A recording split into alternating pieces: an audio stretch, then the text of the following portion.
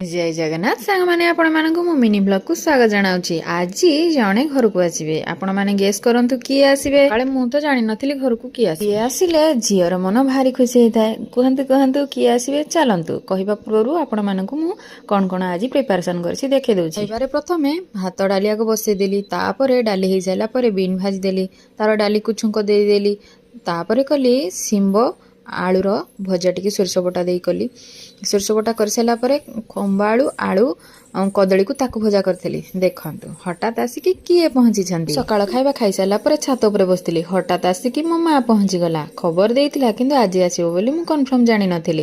तापरे मु रोसे घर को चली जाइथिली। एठी देखंतु दी समुद्रनी जेहेतु केते दिन पर एखाटी अछंती तांकर गुलीगप चलीछि। मझिरे मझिरे आसिकी सेमानकु टिके देखा कर दउछि सेमाने तो गुलीगप चलीछि मोर कोन मोर तो रोसे दायित्व अछि। तापरे पनीर चिली टिके कर देइथिली। ए पनीर को केते दिन हेलानी माने 2 दिन हेलानी छणा छणी करके रखी देइथिली चिली पनीर करी बोली। तापर देखंतु खाइबा समस्त को साधा आइटम बाड़ी देइथिली। सबु खाइबा बहुत बढ़िया आइथिला। समस्त भितर सागटी लेउटिया सागटी बहुत भल आइथिला। आ साधार खाइबा आनंद किछि अलग प्रकार था। हेतु मंगलवार थिला आम बाप घरे आ मो घरे टोटाली आमिष पशे नाही।